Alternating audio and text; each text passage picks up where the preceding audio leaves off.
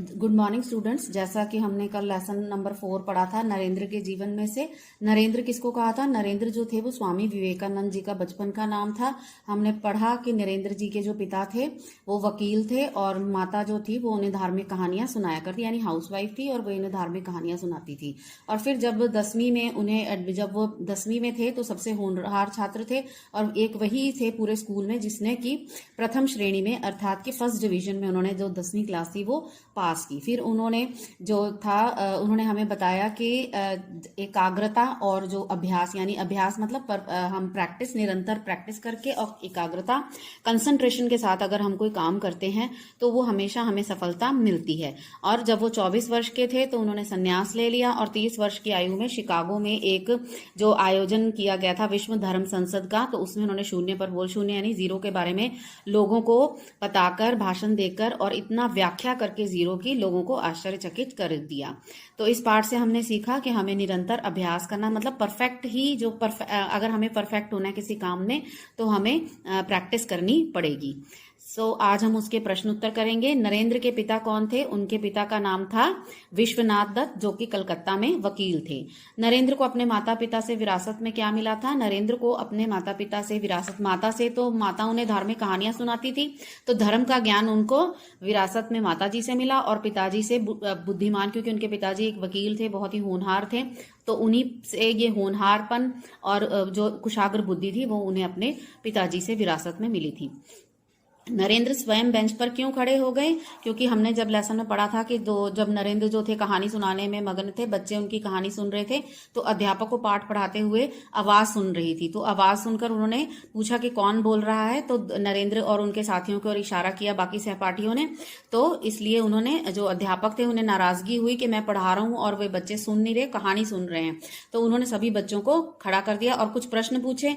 नरेंद्र ने उनका सही जवाब दिया लेकिन बाकी बच्चे नहीं दे पाए और बाकी बच्चों को सर ने बेंच पे खड़ा कर दिया और नरेंद्र को बोला कि तुमने लेसन के सही जवाब दिए हैं, प्रश्नों के उत्तर सही दिए हैं, तो तुम बैठ जाओ, इसका मतलब है कि तुम ध्यान से सुन रहे थे, बल्कि नरेंद्र ने पहले से उसकी तैयारी कर रखी थी।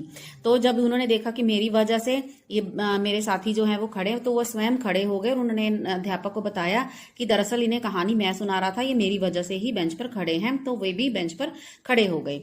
नरेंद्र को क्या शौक था? नरेंद्र को हमने पढ़ा है कि पुस्तकें पढ़ने का बहुत शौक था। वो एक लाइब्रेरी से जो भी पुस्तक ले जाते थे एक ही दिन में पढ़कर वापस कर देते थे। और नरेंद्र ने देशवासियों को जगाने के लिए क्या किया? नरेंद्र ने देशवासियों को जगाने के लिए कहा, उठो, जागो, मतलब पढ़ो और आगे बढ़ो, और जब तक हमें हमारा लक्ष्य प्राप्त नहीं, हमारे जीवन में जो हम पाना चाहते हैं, जब तक वो हमको मिल नहीं जाता, हमें रुकना नहीं चाहिए, निरंतर अभ्यास करते रहना चाहिए। तो अब है नेक्स्ट एक्सरसाइज। स्वामी विवेकानंद के सारे निशाने सटीक क्यों लगे? क्योंकि जैसे उन्होंने बताया कि स्वामी विवेकानंद के सारे निशाने इसलिए सही लगे क्योंकि उन्होंने बिल्कुल एकाग्रता से जो था अपना ध्यान आकर्षित करके एकाग्रचित होकर उन्होंने निशाना लगाया।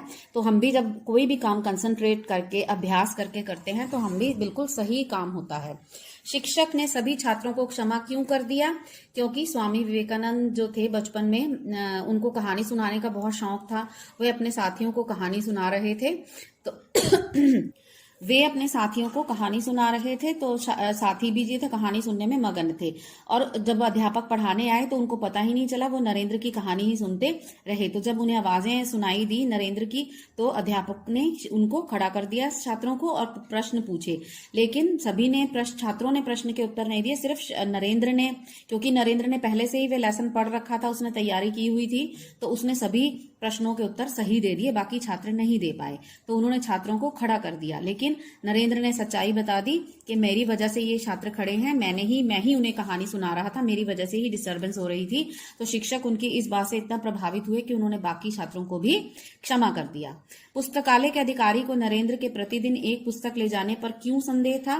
क्योंकि उन्हें नरेंद्र जो थे वो एक पुस्तक ले जाते और पढ़कर अगले दिन उसे वापस कर देते, तो उन्हें जो अधिकारी था, जो लाइब्रेरियन था, उसको ऐसा लगा कि कहीं ये नाटक तो नहीं कर रहा, ढोंग तो नहीं कर रहा, पढ़ने का पढ़ता है नहीं, रोज रोज पुस्तकें ले जाता है।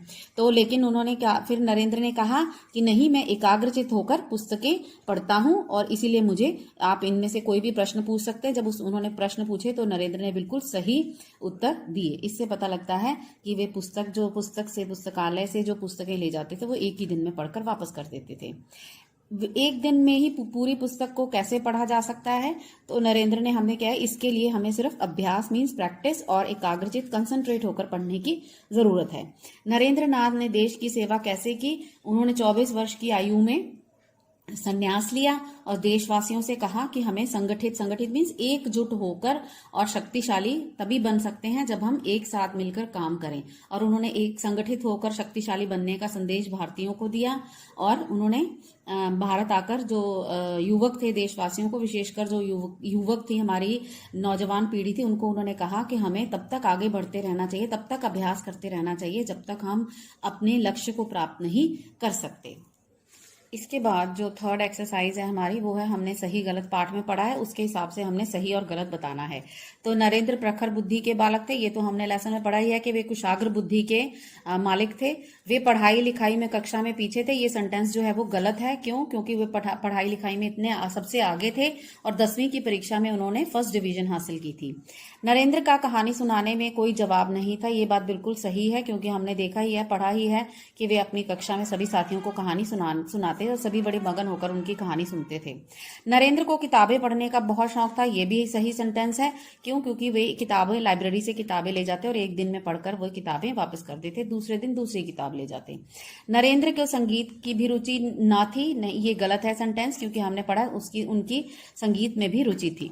रुचि मीन्स इंटरेस्ट था उनका। नरेंद्र देखने में सुंदर और स्वस्थ थे, ये भी सही सेंटेंस है, क्योंकि हमें बताया गया है कि वे सुंदर और स्वस्थ पर्सनैलिटी के मालिक थे।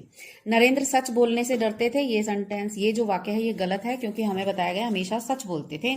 तभी उन्होंने अपनी गलती मानकर अध्यापक को बता दिया कि ये जो 2 छात्र हैं वो मेरी वजह से खड़े हैं, मैं ही कहानी सुना रहा था।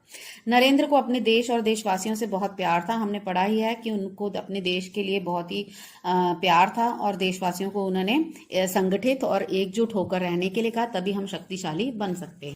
तो नेक्स्ट एक्सरसाइज है बेटा, जो गद्यांश को पढ़कर दिए गए प्रश्नों के उत्तर, जैसे हम पूरा गद्यांश पढ़ेंगे। कक्षा में बोलने की आवाज सुनकर शिक्षक ने पूछा, वहां बातें कौन कर रहा है? सभी छात्रों ने नरेंद्र और उनके मित्र की ओर इशारा कर दिया। शिक्षक ने क्रोधित होकर एक से पाठ से संबंधित प्रश्न पूछने आरंभ किए। अपनी पहले से की गई तैयारी के कारण नरेंद्र को छोड़कर अन्य कोई भी प्रश्नों के उत्तर न दे सका। शिक्षक को विश्वास हो गया कि नरेंद्र पाठ पर ध्यान दे रहा है और बाकी छात्र बातचीत में मग्न थे। तो पहला क्वेश्चन है, बातें कौन कर रहा था? हमने पढ़ा ही है कि नरेंद्र और उनके मित्र जो थे वो बातें कर रहे थे। शिक्षक क्रोधित क्यों हुए? शिक्षक क्रोधित हुए क्योंकि जब वह पढ़ा रहे थे, नरेंद्र और उनके मित्र जो थे वो बातें कर रहे थे। शिक्षक जब पढ़ा रहे थे तो नरेंद्र कहानी सुना रहे थे और सभी छात्र उनकी कहानी सुन रहे थे। शिक्षक को यह विश्वास क्यों हो गया नरेंद्र पाठ पर ध्यान दे रहा है? शिक्षक को यह विश्वास हो गया कि नरेंद्र पाठ पर ध्यान इसलिए दे रहा है क्योंकि उन्होंने सभी प्रश्नों के, जो भी अध्यापक ने प्रश्न पूछे, नरेंद्र ने सभी उत्तर दे दिए। हालांकि उन्होंने पहले से इस पाठ को पढ़ा हुआ था, पहले से तैयारी की थी, उस समय वे सुन नहीं रहे थे, लेकिन फिर भी उन्होंने सभी प्रश्नों के सही उत्तर दिए। तो ये हमारा कॉम्प्रिहेंशन खत्म हो गया। इसके बाद है हमने अ उपसर्ग लगाकर विलोम शब्द बनाने हैं, कि जैसे संगठित से असंगठित। तो इसी प्रकार जब हम किसी भी शब्द के आगे, कुछ ऐसे शब्द होते हैं जिनके आगे जब हम अ लगा देते हैं तो वे उसका विलोम शब्द बन जाता है। उसको वैसे जो आगे शब्द, कोई भी शब्द का अंश जो आगे लगता है उसको हम उपसर्ग कहते हैं। ये हम आगे पढ़ेंगे। तो जैसे संगठित का असंगठित, विश्वास का अविश्वास, ज्ञान से अज्ञान, प्रसन्न से अप्रसन्न, क्षमता से अक्षमता, संभव से असंभव, संतुष्ट से असंतुष्ट, दृश्य से अदृश्य। तो हमने देखा कि अ लगाकर जो है इन सभी शब्दों के विलोम शब्द बन गए। इसके बाद है हमने इनी जोड़कर लिंग बदलना है। लिंग बदलना है, जैसे पुल्लिंग से स्त्रीलिंग बनाना है। सहपाठी में इनी लगाया, सहपाठिनी, अधिकारी अधिकारिणी, सन्यासी सन्यासिनी, स्वामी स्वामिनी, देशवासी देशवासिनी, विश्वासी विश्वासिनी। इसी प्रकार इनी लगाकर हमने पुल्लिंग से स्त्रीलिंग बनाया है। इसके बाद है हमने सर्वनाम, आपको पता ही है जो शब्द संज्ञा के स्थान पर प्रयोग होते हैं उनको हम सर्वनाम कहते हैं। तो यहाँ कुछ सर्वनाम दिए गए, हमने ये सर्वनाम पर रेखांकित करना है सर्वनाम को, और फिर बताना है कि वो सर्वनाम किसके लिए प्रयोग किया गया है। जैसे आपने सारे निशाने सटीक कैसे लगा लिए, तो हमें पता है ये स्वामी जी से पूछा, तो ये स्वामी जी के लिए प्रयोग किया गया। इसी प्रकार हमने नेक्स्ट सेंटेंस, तुम्हारा ध्यान सिर्फ लक्ष्य पर होना चाहिए। तो यहाँ हमें पता है कि तुम्हारा शब्द जो है वो सर्वनाम है, और ये किसके लिए, क्या ये बात जब लड़कों को कही थी तो ये जो तुम्हारा शब्द है वो सर्वनाम है, वो लड़कों के लिए प्रयोग किया गया है। संगीत से उन्हें बहुत प्रेम था। अब यहाँ पर सर्वनाम शब्द क्या है, उन्हें, और उन्हें किसके लिए प्रयोग किया गया है, स्वामी जी के लिए। उन्होंने नरेंद्र को छोड़कर सभी को बेंच पर खड़े होने का दंड दिया। और इस सेंटेंस में, इस वाक्य में उन्होंने जो है वो सर्वनाम है, और ये किसके लिए, अध्यापक के लिए। हमने देखा कि अध्यापक ने सभी छात्रों को दंड दिया था। वे सोचते कि लड़का पढ़ने का ढोंग करता है। तो वे कौन, वे पुस्तकालय, यहाँ पर वे शब्द जो है वो सर्वनाम है, और ये सर्वनाम किसके लिए, पुस्तकालय के अधिकारी के लिए प्रयोग किया गया। लाइब्रेरियन ये बात सोच रहा था। इसके बाद है, हमने करना अनेकार्थी शब्द। हमें पता है कि जब एक ही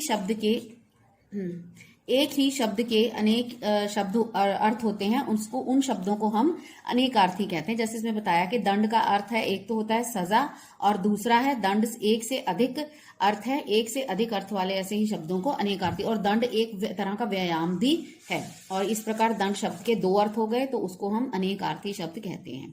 इसी प्रकार कुछ अनेकार्थी शब्द नीचे दिए गए हैं, जिनके वाक्य बनाकर हम उसे उन्हें उनके अर्थ जो है वो स्पष्ट करेंगे। पृष्ठ का पहला अर्थ है पेज, पुस्तक के जो पृष्ठ होते हैं। तो पुस्तक के पृष्ठ फटने लगे। आप ये सेंटेंस ना बनाकर कुछ अलग से वाक्य भी बना सकते हैं। ये जस्ट मैंने आपको एक आइडिया दिया कि ऐसे सेंटेंस बना सकते हैं। पृष्ठ पीठ को भी कहते हैं और कमर को भी। तो उसने दुश्मन के पृष्ठ पर यानी कमर पर डंडा मारा या पीठ पर डंडा मारा। कुल का मीनिंग होता है योग, मतलब जोड़ दिया। जब हम जोड़ करते हैं तो उसने कुल 3 सवाल हल किए, मतलब पूरे 3 सवाल उसने हल किए।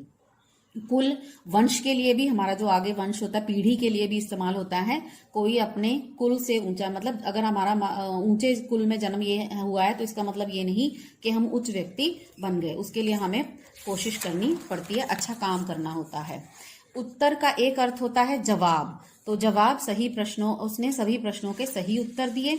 और उत्तर एक हम दिशा को भी, जैसे पूर्व दिशा, दक्षिण दिशा, उसके लिए भी दिशा कहते हैं। उत्तर एक दिशा है, और वे उत्तर दिशा मतलब उत्तर की ओर आगे बढ़ने लगे। धन्यवाद।